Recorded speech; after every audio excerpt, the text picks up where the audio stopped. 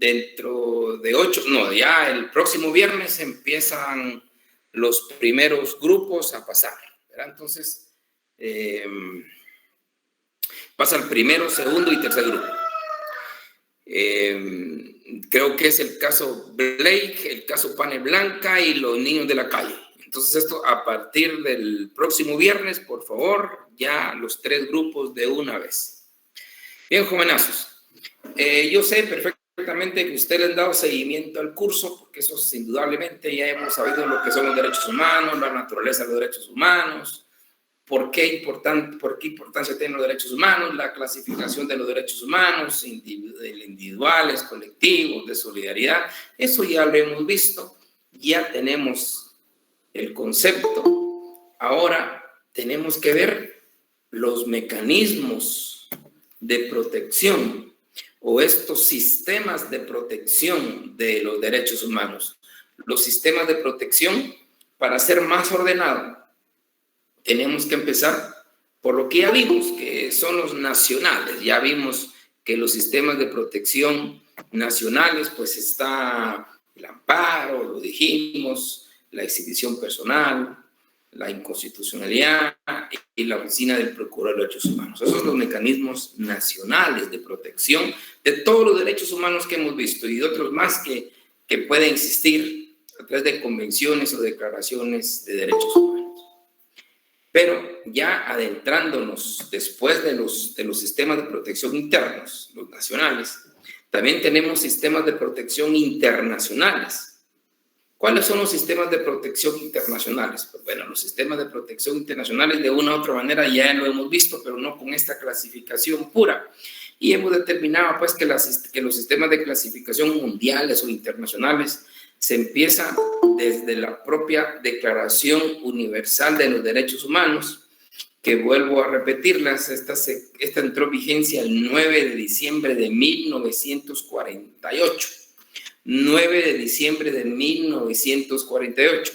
Ya ustedes ya hasta el cansancio hemos dicho el tema de la finalización de la Segunda Guerra Mundial, el tema de la Carta de Naciones Unidas, y ya los propósitos de desarrollar los derechos humanos, pues ya se hizo efectiva a través de la Comisión de Derechos Humanos establecida dentro del Consejo Económico y Social, y ahí se dio paso a esta Declaración Universal de los Derechos Humanos, que vale la pena recordar que la Declaración Universal de los Derechos Humanos no fue la primera, sino que es un orgullo decir que los americanos, los del continente americano, fuimos los primeros en crear una declaración de derechos humanos, la Declaración Americana de Derechos del Hombre.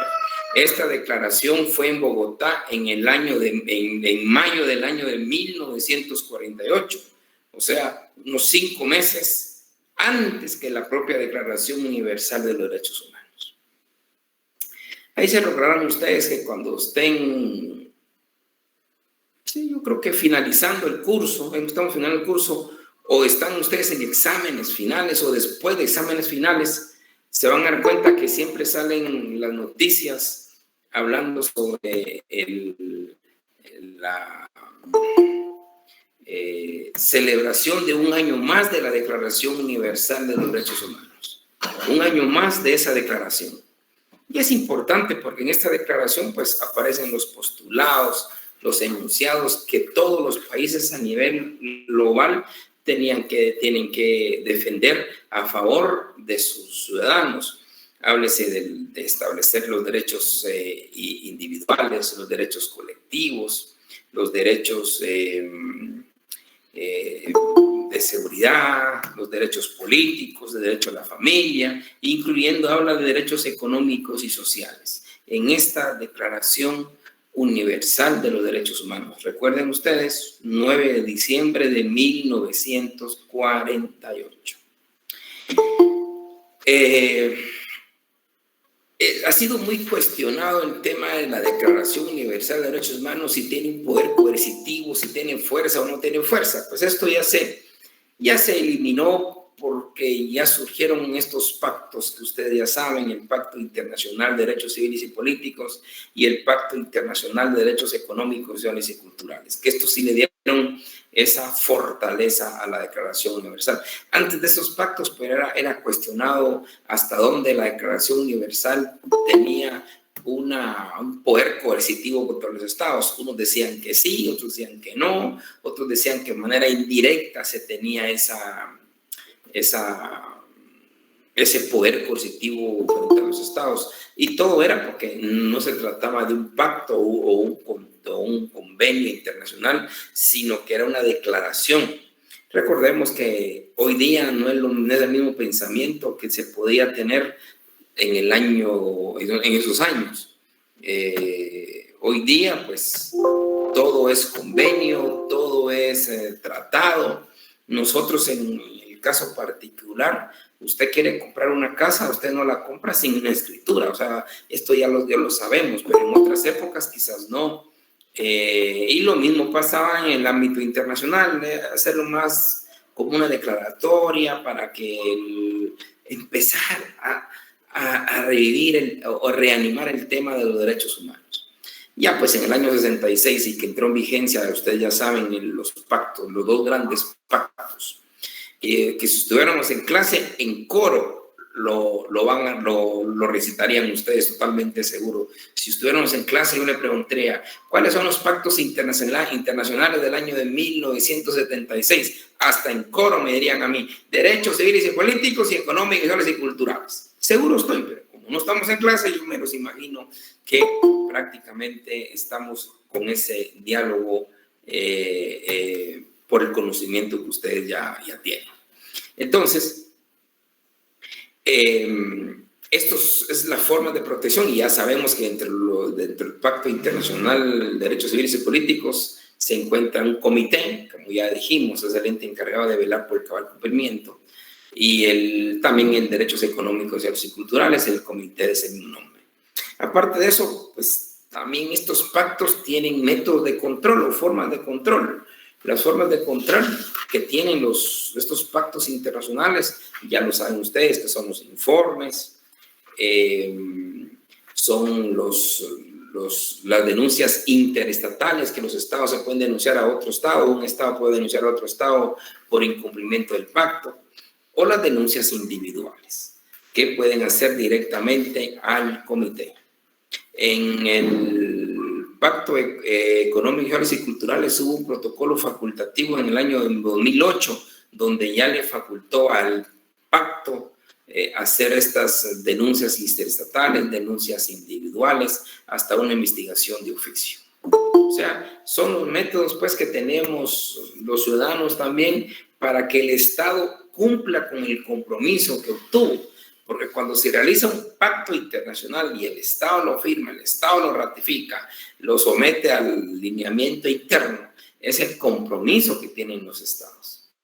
Y cuando el Estado se comprometió a respetar cada uno de estos derechos individuales y derechos colectivos, pues tiene la obligación de cumplirlo. Y ahí están las formas de control o los métodos de control que tienen los mismos pactos. Que vuelvo a insistir, están los informes que los estados presentan, o también están las denuncias interestatales que se presentan entre los estados, también están las denuncias individuales, y en el caso muy particular de los derechos económicos, sociales y culturales, es la investigación de oficio que puede emitir también o puede realizar el Comité de Derechos Económicos, Sociales y Culturales. Estos son los mecanismos internacionales que se tienen para velar por el cumplimiento de estos derechos humanos. Aparte de la Declaración Universal, los pactos, los dos grandes pactos internacionales, también vinieron convenciones. Una muy famosa es la Convención contra el delito de genocidio. Esta convención vale la pena aclarar que esta convención entró en vigencia coincidentemente, o no sé si coincidencia, un día antes que la propia Declaración Universal de los Derechos Humanos. Un día antes. O sea, el 9 de diciembre de 1948 surgió esta Convención contra el Genocidio. En esta convención, pues, aclara qué es el delito de genocidio. ¿Qué es? Ahí, pues, cuando uno lee en su Código Penal, pues no crea que el legislador fue el que creó el delito de genocidio. Esto es por esta Convención Internacional del Delito de Genocidio, contra el delito de genocidio. Vuelvo a insistir, coincidencia o no, 9 de diciembre de 1948. Porque la idea del delito de genocidio en esta convención era aclarar que el delito de genocidio no es una matanza como las que se tenía en la conceptualización. No es matar por matar, no es asesinar por asesinar. Y hay varias formas de cometer genocidio, no precisamente el asesinato. Todos sabemos que genocidio no es lo que mucha gente cree, agarrar a balazos toda la gente y matarla. Posiblemente hubo matanza, pero no hubo genocidio. Eso es lo importante. Y en esta convención determinaron la importancia de investigar más a profundidad estas atrocidades que cometieron los nazis a los judíos, o los homosexuales, a los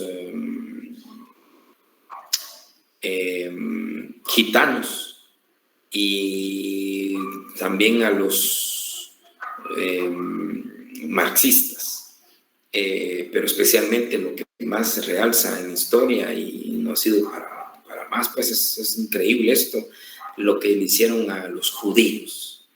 Entonces la idea es nunca más unas atrocidades de esa magnitud. Porque, ojo, el genocidio no es, vuelvo a insistir, yo sé que es duro decirlo, esto no es matanza.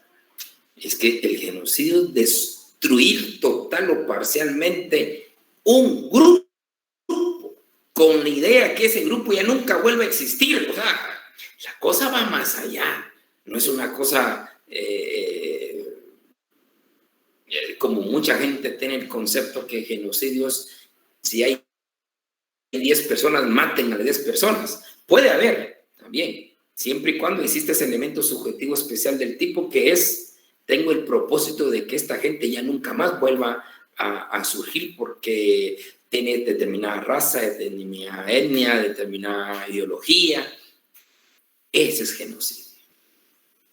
Gravísimo. El clásico de los nazis a los judíos.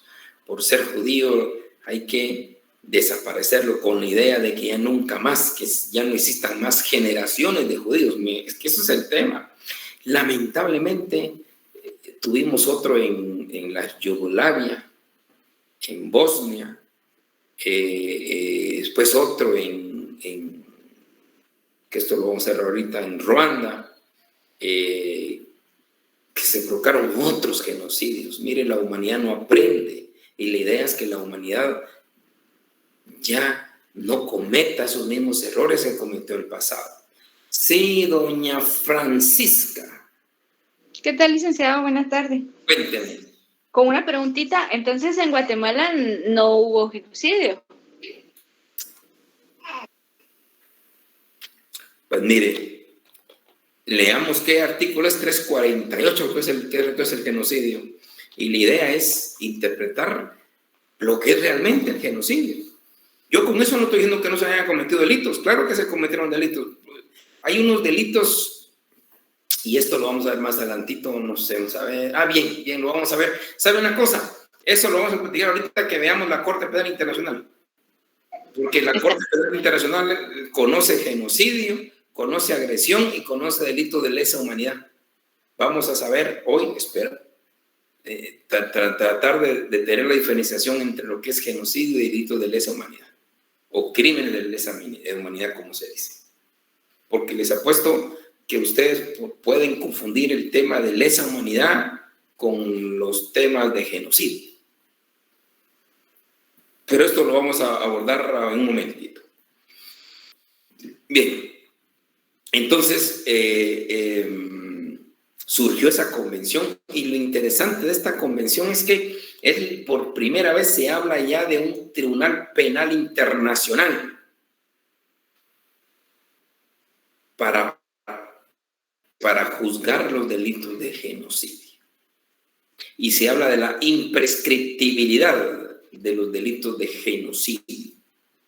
O sea, un delito de genocidio es imprescriptible. O sea, si se dan cuenta, nos ubicamos mentalmente en el año 48, es porque se le dio mucho realce a ese tema, porque efectivamente las grandes atrocidades. Yo no sé si ustedes han visto películas, y yo los invito a ver películas, porque son distracciones. Yo les diría, miren, mejor les voy a dar un libro para que lo lean. Yo no sé si me lo van a leer, pero una película. Es interesante, además películas ganadoras de Oscar, no son cualquier película.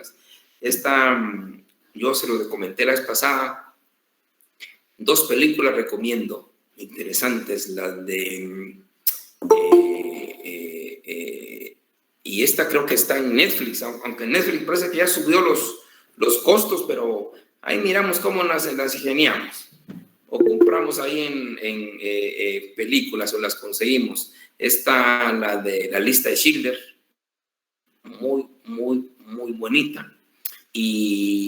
Pero hay una que me gusta un poquito más, que esta es una película que me gusta que la vean cuando uno está dando derecho penal internacional, precisamente, incluyendo en el curso de procesal penal.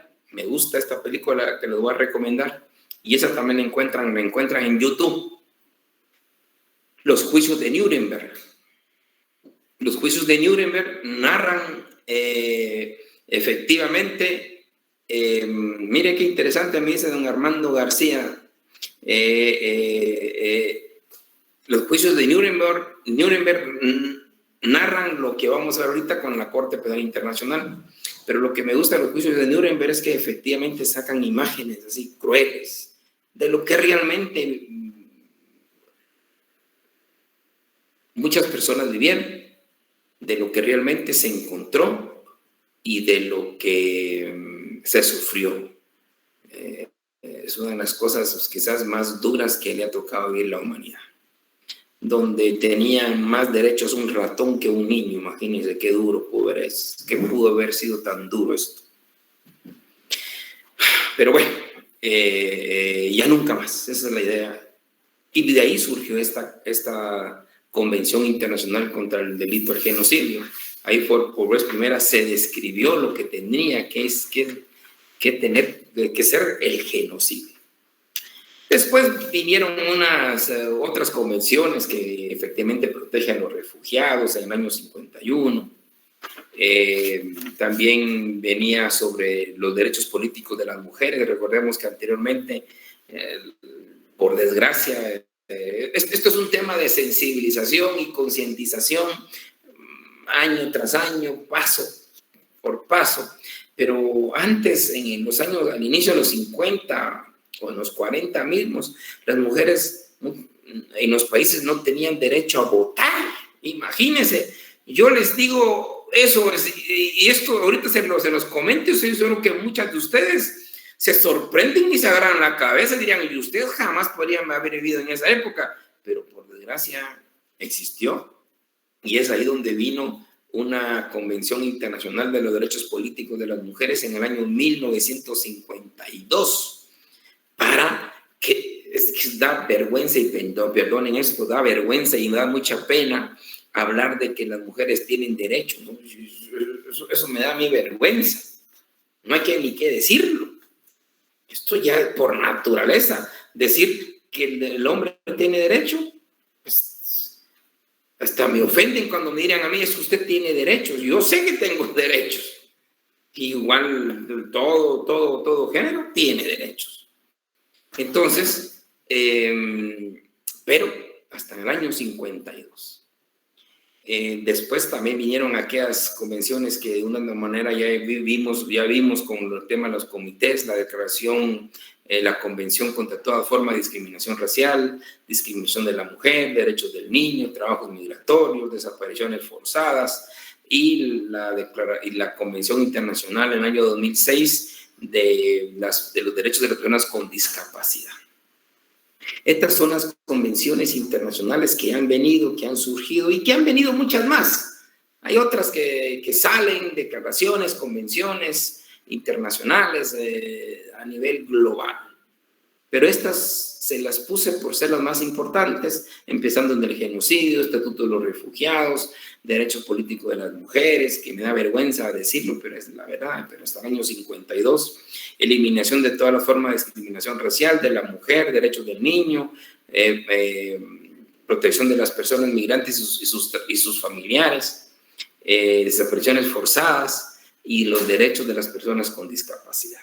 Estas son las convenciones internacionales que tienen estos derechos contemplados de por sí y que es parte del corpus juris de derecho que tiene la Corte Interamericana de Derechos Humanos. Si alguien quiere alegar el derecho humano a no ser discriminado, pues ya sabe, aparte de su código penal, aparte de su código civil, aparte de su constitución, aparte del Pacto San José, aparte del Pacto Internacional de Derechos Civiles y Políticos, ojo, también una convención internacional contra toda forma de discriminación racial. Y que también tiene su comité. Entonces, son las formas que tenemos para proteger estos derechos humanos. Bien, vamos por lo que quieren, la Corte Penal Internacional. La Corte Penal Internacional es relativamente nueva, surgió en el año 1998. Entró en vigencia en el año 2002. ¿Qué es la Corte Penal Internacional? Pues es algo importante tener presente la Corte Penal Internacional porque la Corte Penal Internacional es la primera corte internacional ya formalizada que juzga personas, no juzga estados, juzga personas. Mire qué interesante, porque todos los demás juzgan estados. Ya hablamos de la Corte Internacional de Justicia y juzga estados. Ustedes que están leyendo su sentencia de la Corte Interamericana de Derechos Humanos, ¿a quién juzga ahí? Juzga estados. Pero la Corte Penal Internacional no, ahí juzga personas. Y la idea, si bien es cierto, es medianamente reciente, porque para mí reciente, yo me recuerdo que dábamos estas clases cuando ya hablábamos del Tribunal Penal Internacional establecido en la Convención contra el Genocidio y nunca que se daba a luz el tema de una Corte Penal Internacional. Si bien es cierto, han habido anteriormente, también lo es que lo ha impuesto, lo que ustedes ya saben, el Consejo de Seguridad. Pero bueno, para no confundirlos, voy a empezar a dar un pequeño recorrido histórico. La Corte Penal Internacional se tuvo una noción ya de crear efectivamente desde la Carta del Atlántico, con aquellos famosos tenores de la Guerra Mundial, les hablo de Churchill, Roosevelt y Stalin, de que no era suficiente con el hecho de dominar a los nazis, sino que también de juzgarlos. Y ahí se tomó la decisión, efectivamente, de juzgar a los nazis. Y ahí se crearon los famosos tribunales de Nuremberg. Nuremberg, porque es el estado, el lugar, Nuremberg, donde surgió esa ideología nazi. Entonces era muy simbólico colocar esos tribunales contra los líderes nazis en esa región. Tribunales de Nuremberg. Y así se llama esa película que yo les decía, así se llama, Tribunales de Nuremberg, y efectivamente tratan de, es película, y es linda, tiene hasta temas románticos ahí, al que le gusta no solo aspectos jurídicos, sino también románticos, ahí incluyen, pero eso usted la pueden buscar por YouTube, creo. Yo la conseguía mucho porque yo daba, en un tiempo daba el curso de posgrado de corte penal, del derecho penal internacional. Y entonces siempre me la pedían y nunca me la devolvían. Y la conseguí como unas 5 veces en el de museo. Ahí en este lugar, museo, no sé cómo se llama. Ahí siempre encontraba esa película, Tribunales de Nuremberg. Es larga, son como 3 horas, pero es fascinante. Fascinante en varios aspectos, no solo aspecto histórico, referencial de lo que pasó después de finalizar la Segunda Guerra Mundial, cómo realizaron los juicios, pero algo que me gustaba y me gusta mucho cuando uno da derecho procesal penal es los interrogatorios. Voy a hacer un paréntesis, si no lo saben lo van a saber. El punto básico en un debate, en un juicio oral, de veras que es el interrogatorio. El interrogatorio es una ciencia. Si ustedes empiezan a practicar hacer interrogaciones, no crean que es tan fácil. Máxime si quiere usted obtener la respuesta que usted quiere, eso es más complicado. Y máxime cuando tenga jueces y tenga contrapartes que le van a estar objetando y que usted se le nubla la cabeza porque ya no puede volver a preguntar. Pues esos juicios de Nuremberg es una clases magistrales de lo que es el interrogatorio, tanto el interrogatorio del defensor como del fiscal. Pero ahí se los dejo, ustedes búsquenlo y verán que es linda un fin de semana. Bueno, entonces esa fue el primer tribunal penal internacional, los tribunales de Nuremberg. Ahí juzgaron, ahorcaron a grandes líderes nazis. Pero lo que me gusta de la película es algo más interesante, porque se está juzgando a jueces, ojo, y también se juzgó a jueces y magistrados. Usted dirá, pero ¿cómo van a juzgar a jueces si los jueces lo único que hacen es aplicar la ley? Claro. Si es su ley, ¿por qué no la va a aplicar? Pero ahí les dejo la inquietud para que después averigüen ustedes en su película, disfrútenla. Se van a dar cuenta por qué razones a la larga los jueces también fueron juzgados y condenados. En principio es paradójico porque si el juez solamente, como alguien anteriormente decía, el juez solo es la voz de la ley, pero ahí hay un ingrediente más que ustedes lo podrán descubrir. Entonces, los juicios de Nuremberg fueron los primeros tribunales impuestos ¿por quién? Por el Consejo de Seguridad. Miren la importancia. Volvemos a hablar aquí sobre ese famoso Consejo de Seguridad. Y de ahí los americanos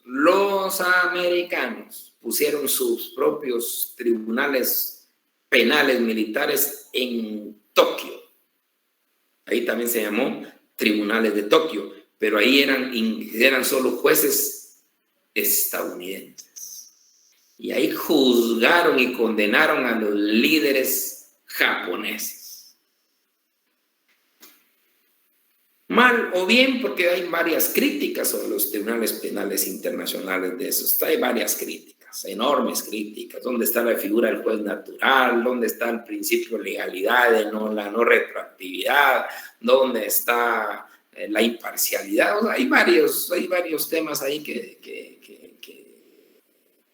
se discute mucho en doctrina, pero hay que reconocer, fueron los primeros tribunales penales internacionales. Después, lamentablemente, surgieron estos de la Yugoslavia, Y después surgieron los de Ruanda, años 90, 92.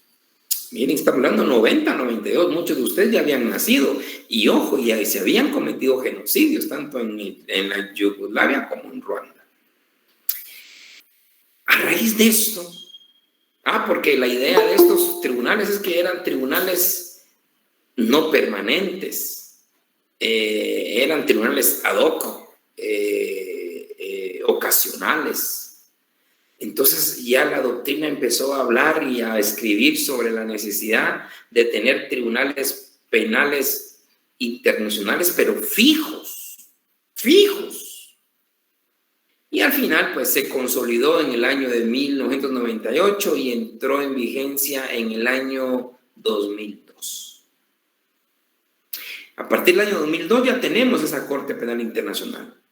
Guatemala se adhirió a esa corte en el año 2012, me recuerdo yo. Nosotros somos parte de la Corte Penal Internacional, recuerdo que es en julio del año 2012.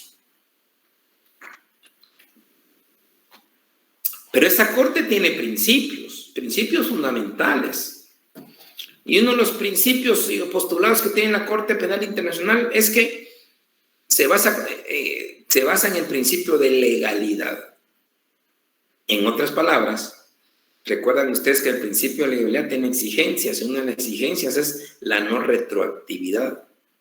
O sea, la Corte Penal Internacional no conoce hechos del pasado, sino que solo del presente, desde el momento de su vigencia o su adhesión para adelante.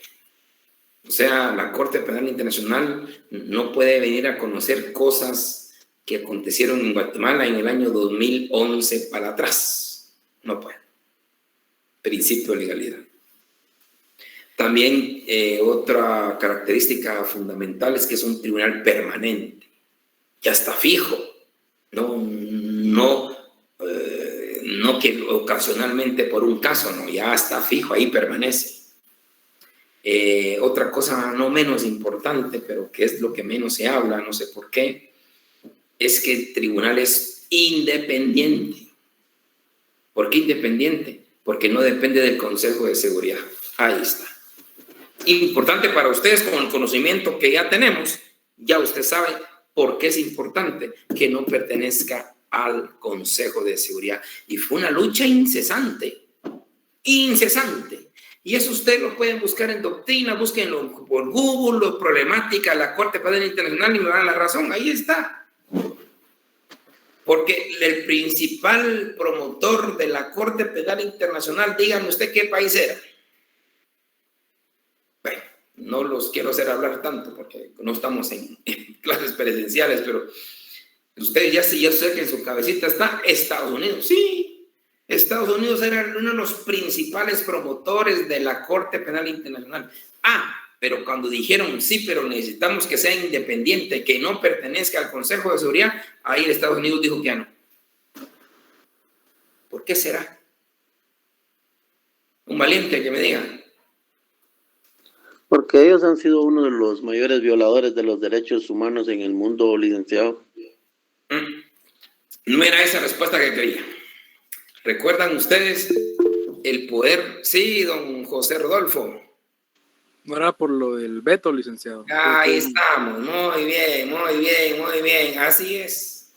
Porque si la Corte Penal Internacional pertenecía al Consejo de Seguridad, ya saben quién iba a vetar en contra si alguna una resolución o un caso contra ellos, ¿verdad? Entonces, pero cuando anteriormente decían que sí iba a pertenecer al Consejo de Seguridad, pero después todos los demás países dijeron no, que sea independiente, ahí ya no quiso Estados Unidos. Ya no quiso Estados Unidos. Y hay un tema curioso. Ustedes lo pueden buscar ahí, si hay mucha bibliografía sobre esto. Muy poco realizado por Guatemala, pero sí lo hay. Hay una anécdota importantísima que los estadounidenses, cuando ya entró en vigencia la Corte, de hecho, ustedes pueden buscar en Google los principales opositores a la Corte Penal Internacional y es Estados Unidos y China. Pero Estados Unidos usó está usando una estrategia. Como siempre decimos, Estados Unidos está en todo y no firma nada. Caso contrario, Guatemala. No está en nada y firma todo. Estados Unidos, como no logró lo que quería, que la Corte Penal Internacional fuera dependiente del Consejo de Seguridad, no lo logró. Entonces empezó a hacer convenios bilaterales con todos los países que pudo. ¿Sabe qué dice ese convenio bilateral? Dice que en caso que un estadounidense sea requerido por la Corte Penal Internacional, primero se lo tiene que dar a Estados Unidos. Son de los máximos bloqueos que tiene la Corte Penal Internacional.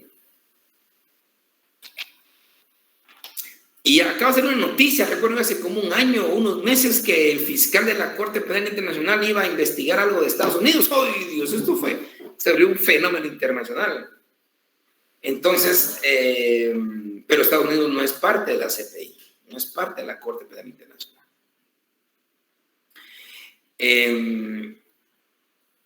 Y es ahí donde nosotros, ya viéndolo desde el punto de vista pues, más humano y más universal, pues efectivamente qué bueno que no pertenezca, no reciba directrices ni ordenamientos ni decisiones del Consejo de Seguridad.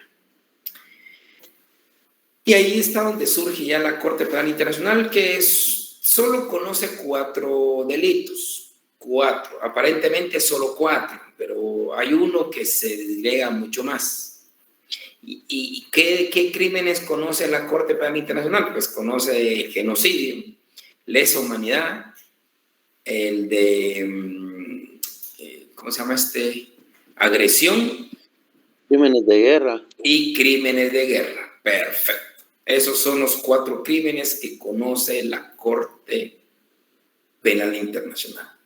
Al hacer una narración de lo que es genocidio y lesa humanidad, pues genocidio ya lo dijimos que es cuando una persona tiene, o varias personas tienen el elemento subjetivo especial del tipo de tener un propósito distinto al dolo. Porque el dolo está ahí, eso ya lo sabemos. Pero hay otro elemento subjetivo distinto al dolo. Y ese es el propósito. Yo tengo el propósito, tengo la plena intención de matar a este grupo para que ese grupo ya nunca más se vuelva a reproducir. Ese es el genocidio. Si mato a 10 personas sin ese propósito, no es genocidio. Ahí hubo matanza, hubo múltiples asesinatos, pero genocidio es mi gran propósito, hago esto, hago tales acciones con mi propósito de que las personas, este grupo de personas ya nunca más vuelvan a surgir, que desaparezcan de una vez del faz de la tierra. Y por eso genocidio no solo es matanza, porque aquí siempre dice, es matar a gente, y no. Usted puede con esterilizar a personas, comete genocidio. Porque su idea, ¿cuál es? Que ese grupo ya no se vuelva a reproducir jamás.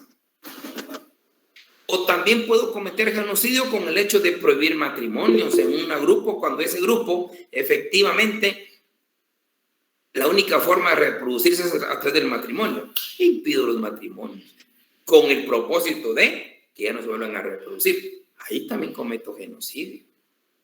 Cuénteme, don Carlos. Licenciado, muy buenas tardes. ¿Sí? Solo una consulta. Cuando se habla de esterilizaciones, por ejemplo, cuando las esterilizaciones son, digamos que consentidas con el consentimiento de las personas o de los pueblos, no existe ese tipo de delito, licenciado, cuando, por ejemplo, en los centros de salud o algunas ONGs llegan a los pueblos a ofrecer la esterilización para ya no procrear los hijos. Bueno, sí, eso recuerda que es un derecho que usted tiene, ¿va? Es un derecho de ya no tener niños. Pues eso, pues Es un derecho que todos tenemos. Las propias damas que se operan también es un derecho que ellas tienen. Lo que yo me refiero a las esterilizaciones forzadas, las esterilizaciones donde, y eso me recuerdo que en el tema de Fujimori pasó el de que él no quería que un grupo de habitantes del Perú tuvieran hijos, que él ya no quería que ese grupo existiera más y esterilizó a hombres obligatoriamente. Ahí hay genocidio.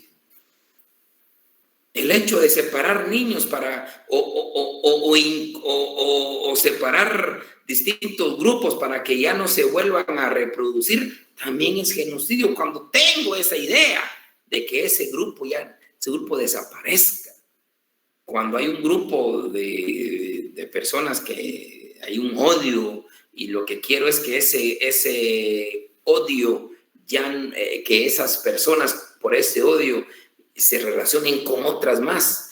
Las violaciones, por ejemplo, las violaciones que pueden hacer a mujeres para embarazar a mujeres de una comunidad para que esa comunidad ya no exista sólida como antes, sino que exista esa mezcla, también hay genocidio.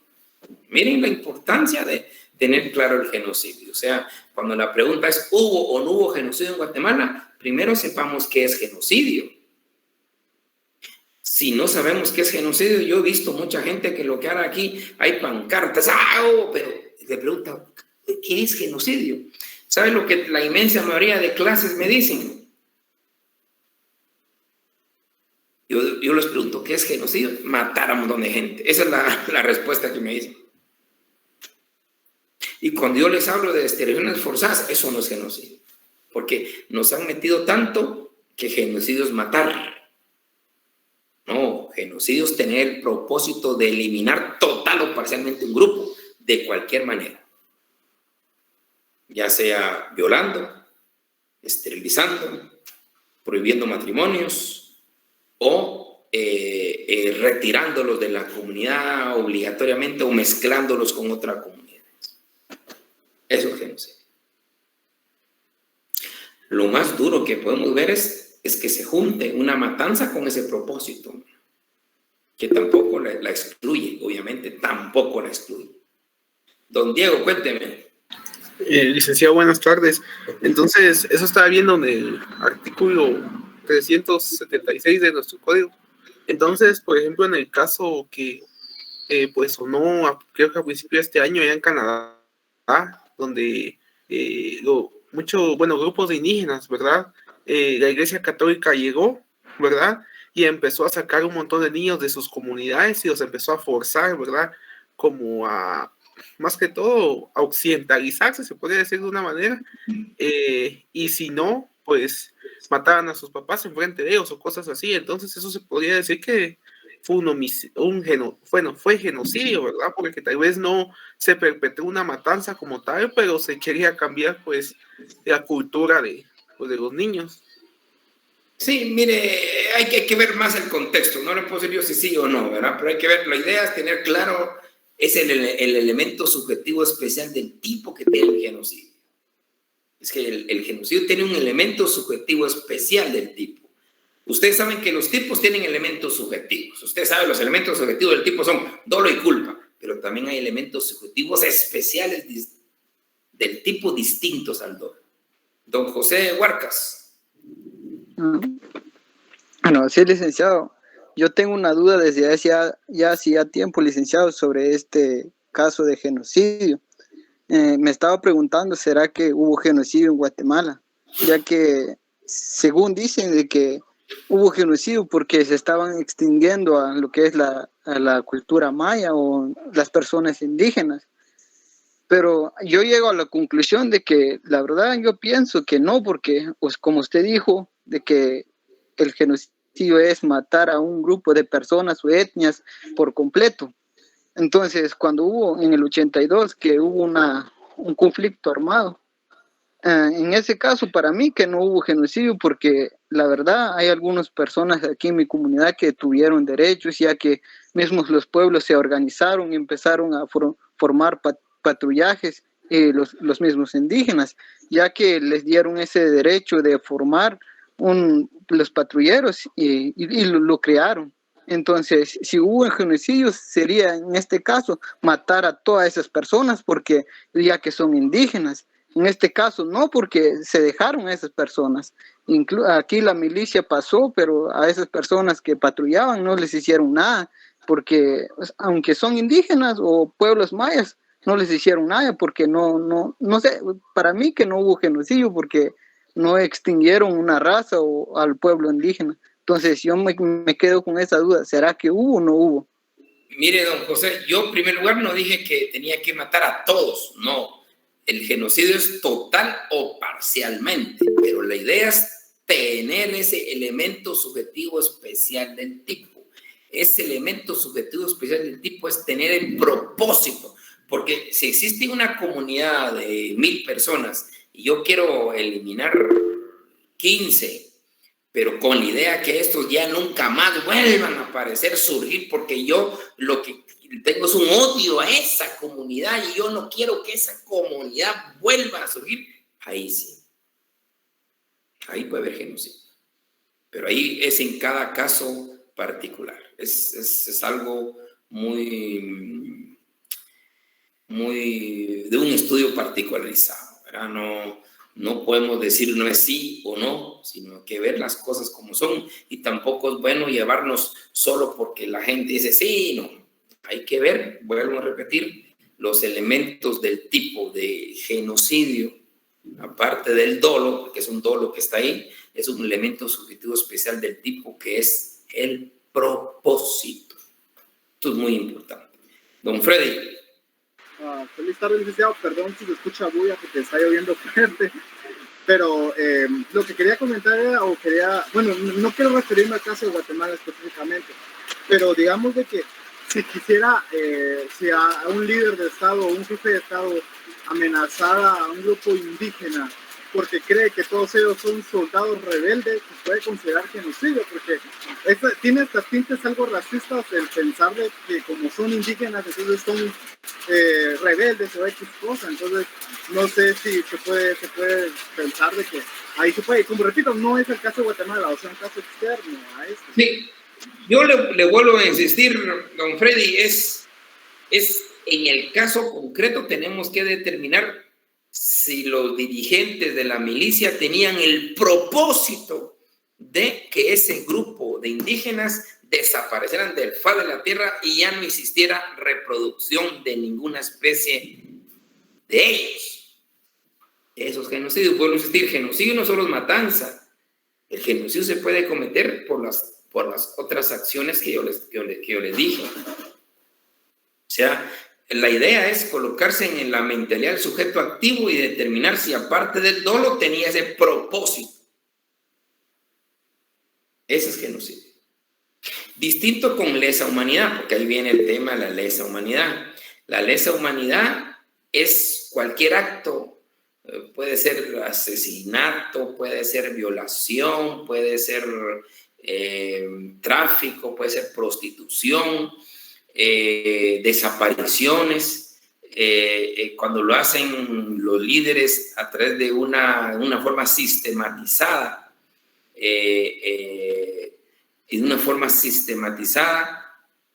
cometen sistematizada o generalizada, cometen asesinatos, cometen violaciones, cometen desapariciones, comete trata de personas.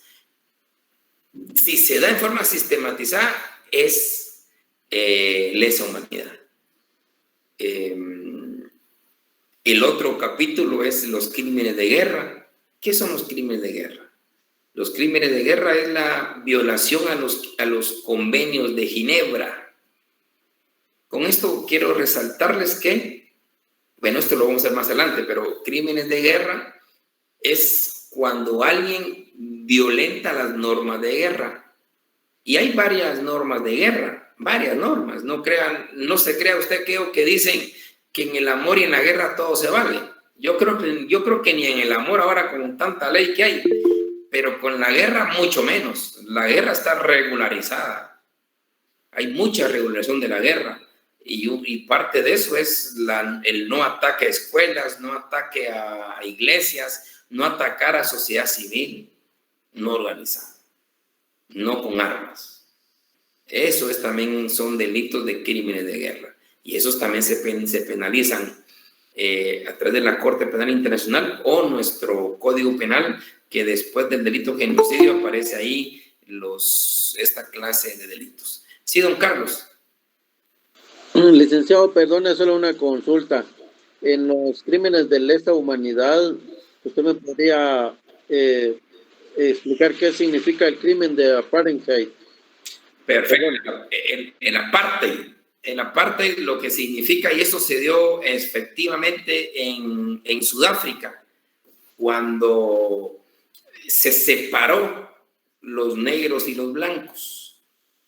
La región de los negros ningún negro podía pasar a la región de los blancos. Lo mismo pasó en Estados Unidos con aquella división de que los negros no se podían sentar en los buses. Los sillones de los buses solo estaban diseñados para los blancos. Y a veces llegaban a tener buses para blancos y buses para negros. Ya sabrán ustedes cómo serán los buses para negros. El apartheid, eso es un crimen grave porque la separación de negros y blancos, los pocos derechos que tenían los negros versus los grandes derechos que tenían los blancos dentro de un mismo territorio. Eso es. Gracias, licenciado. Muy bien. Entonces, y los crímenes cayendo con los crímenes de guerra, eso es, que en las guerras también hay reglas. No se crea usted que no hay reglas en la guerra.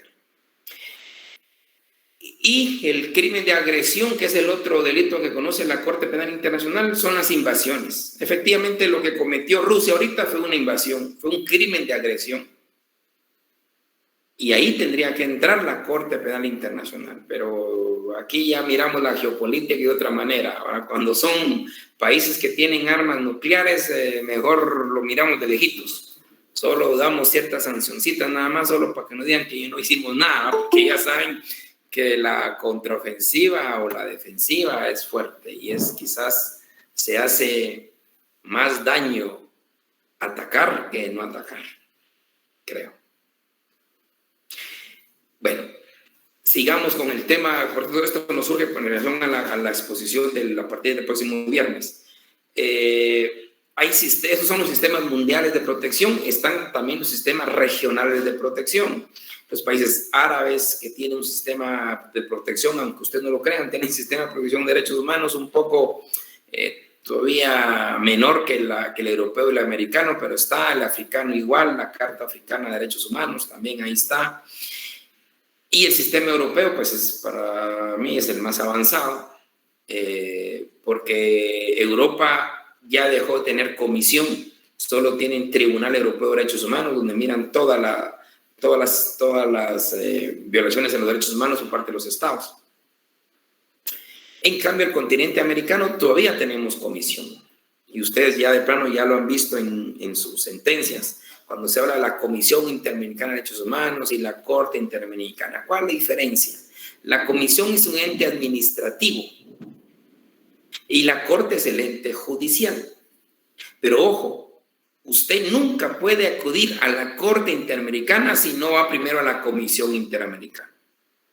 Y la Comisión Interamericana es el ente administrativo donde trata de solucionar pacíficamente la controversia de la violación de derechos humanos del individuo contra el Estado. Y si no hay solución pacífica y si la Comisión Interamericana considera que es viable llevarlo a juicio, entonces la comisión, ya no es usted como individuo, la comisión decide plantear la denuncia ante la Corte Interamericana de Derechos Humanos y ahí se hace el juicio ya un tema judicial de los derechos humanos de las presuntas víctimas contra el Estado. Será importante tener esto porque ustedes en sus sentencias que leen, lo que están leyendo o que ya leyeron, se habla de la Comisión Interamericana de la Comisión, efectivamente. La comisión es el ente administrativo. Usted, como persona individual, ¿a dónde presenta la denuncia? A la comisión. Recordemos que la comisión, usted tiene Por ejemplo, a mí me violentaron el derecho a la justicia porque, voy a poner un ejemplo drástico de mi vida, mataron a mi hija y yo, por más que busqué justicia en Guatemala, no la encontré. De los casos que ustedes han visto. No hay forma de proceder, entonces planteo mi denuncia ante la Comisión Interamericana. La denuncia ante la Comisión Interamericana lo puedo hacer por correo electrónico. Presento la denuncia ante la Comisión Interamericana contra el Estado. Es un plazo de 6 meses. Recordemos, 6 meses después del último recurso planteado. Usted tiene 6 meses para presentar a la Comisión Interamericana.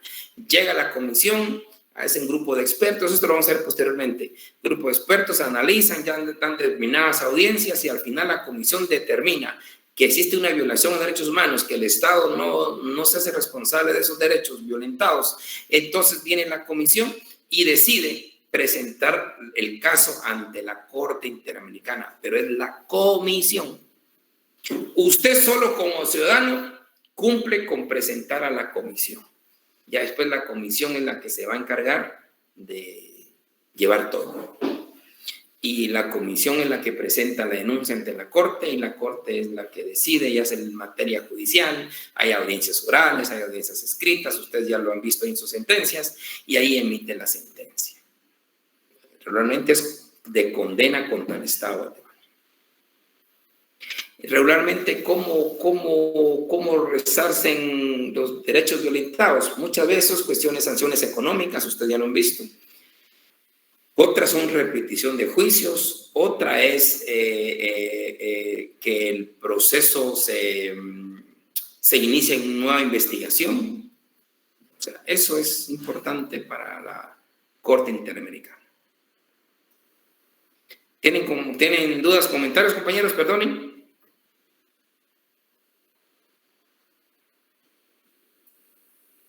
Está claro, licenciado. Muy bien. Todo claro, licenciado. José Rodolfo, cuénteme. Disculpe, licenciado. A mí me surgió una duda con lo que comentó de Rusia y Ucrania. ¿Cómo era el delito que cometieron ellos invadiendo el país? ¿De lesa humanidad, creo que había dicho? Ah, no, ese es crimen de agresión. Agresión es cuando un Estado invade a otro Estado. Gracias. Muy bien. Bien, jovenazos, entonces estamos listos para el viernes, ¿verdad? Los primeros 3 grupos. ¿Jóvenes? Sí, licenciado. Muy bien. Sí, licenciado. Muy bien. Entonces, es para ustedes la gran pantalla el próximo viernes. ¿Oyeron? Espero que no nos llueva tanto, pero que la pasemos bien. Escuchándoles, yo sé que están ya deseosos de poder participar y trasladarles la vivencia de esos casos. Y es interesante porque son casos emitidos por la Corte Interamericana de Derechos Humanos. Bien, jovenazos, nos miramos el próximo viernes.